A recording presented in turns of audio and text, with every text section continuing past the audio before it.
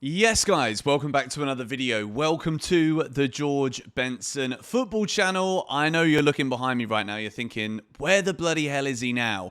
I left Bali yesterday. I'm not going to be back there for a few months at the very least. My girlfriend and I are going to be traveling around for a little bit.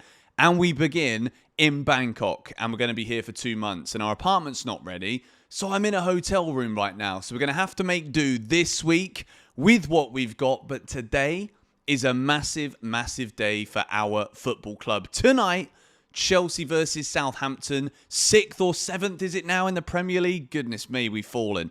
Against bottom of the Premier League. Before we talk about anything else, okay?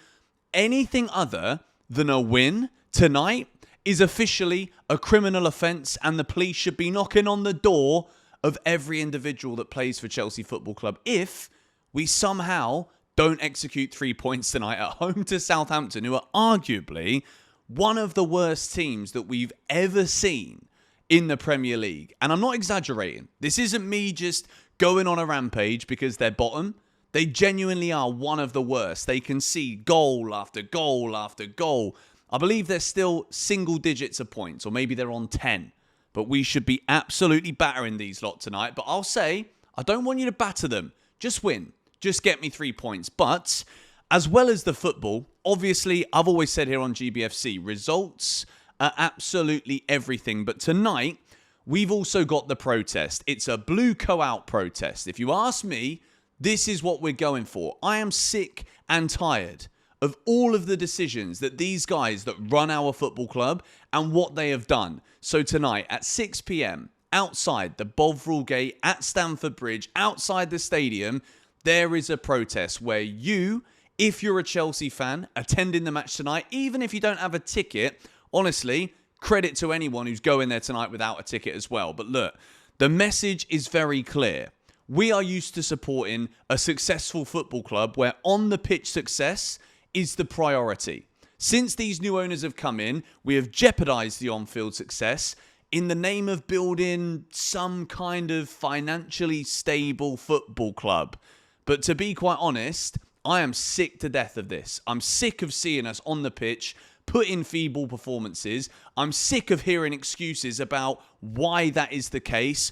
Always buying young players, not having enough leaders, having a board member at Chelsea, one of the co-owners, on the flipping board of a company called Vivid Seats that is stopping our members from even going to games at Stamford Bridge. There are too many things that have happened at Chelsea Football Club since these new owners have come in, and now that results haven't been good on the pitch, this idea of a protest has come to the forefront of the mind of the fans. And look, people say if Chelsea are winning, then you're not going to be protesting. It's only because they're losing.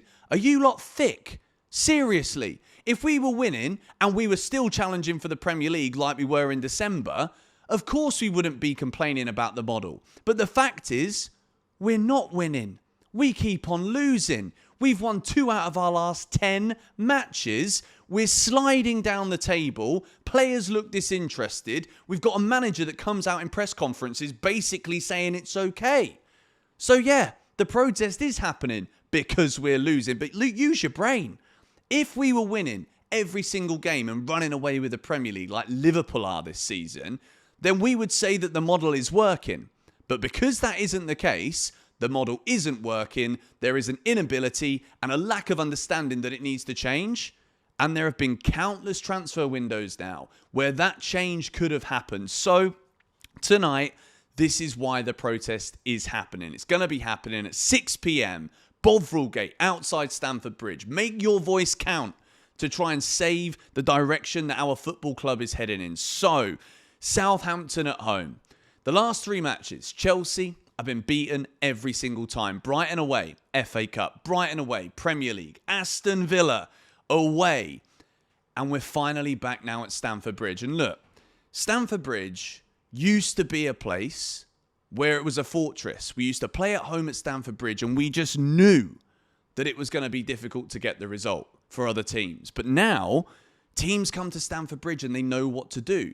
They know that the best way to play against Chelsea is to park the bus, frustrate Chelsea, because look, we're going to keep trying this possession style of football. We're going to try and pass teams to death. But unfortunately, we're seeing a trend now in the Premier League this season and across Europe, really, where this possession style, the Pep Guardiola style, is being found out now. Teams are being hurt that are playing these possession styles by teams that can counter quickly, that are aggressive in their movements, forward-thinking, direct, counter-attacking football. I'm delighted that it's having a return. I really am. But Chelsea, at the start of this season, when we went on that brilliant run that saw us have the potential to go top of the league away at Everton at Goodison earlier on this season, Chelsea were blistering. Now, I don't know if it's all about injuries or whether or not there is a massive element here as well that Maresca has just changed a little bit too much. We're a little bit too tentative. We're not willing to be direct, and players that were delivering for us earlier this season are just so severely out of form that I don't know where the next win is coming from. But look, Southampton at home, Leicester City at home, two of the worst teams in the league this season by a country mile.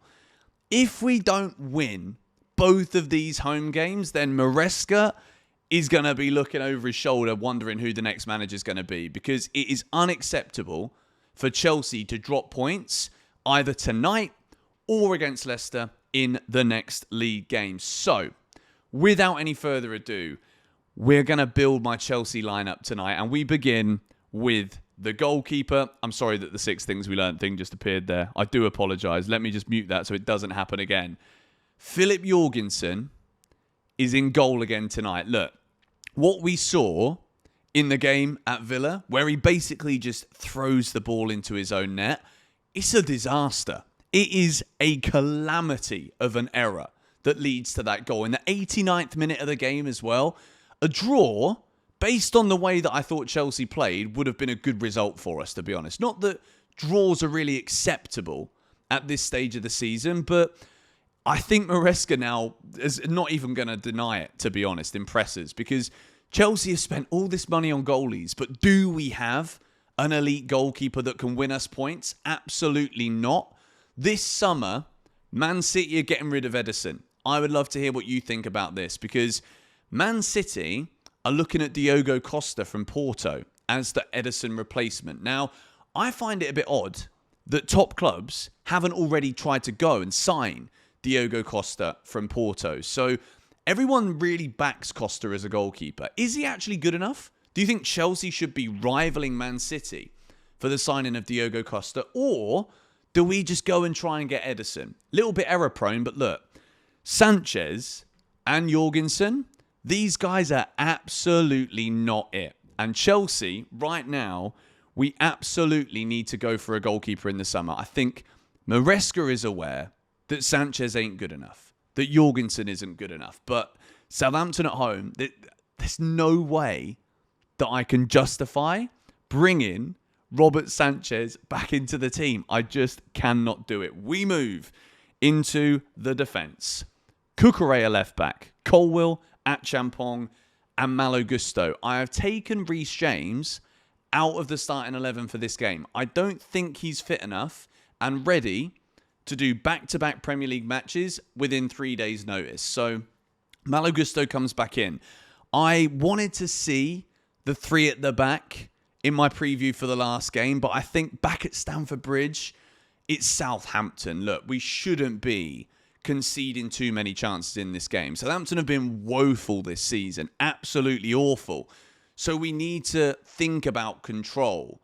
And at the same time, yes, we could probably see Tosin in there, but I don't understand why Josh Achampong came in and then all of a sudden it was just like Maresca didn't fancy him again. What, are you trying to bring Achampong in? We can see that he's a solid player and then just deceiving the fans by taking him out again, but it makes it look like you want to give the youngster a chance. Chelsea have been so bad defensively. Achampong is ready for it. Just give him a run. Give him a few games in a row alongside Colwill, who's also been really poor. And to be fair, it could have been any of the back two. Chalobah's out for 10 days, according to Maresca in the presser. It could have been any of them. So I've picked Colwill and I've picked Josh Achampong. We move into a midfield 3 of Enzo, Caicedo, and Christopher Nkunku. Now, I know that this might look a little bit weird. You might be like, but where does Nkunku play well? I'm sorry. Part of me is thinking, Benson, you should not be putting Nkunku anywhere near this team. Maybe it should be Kiernan Dewsbury Hall alongside Caicedo with Enzo Fernandez in where I've got Christopher Nkunku in this graphic right now. But look, Christopher Nkunku didn't just overnight become a useless footballer. Right now, this man has absolutely got to change his attitude because it stinks.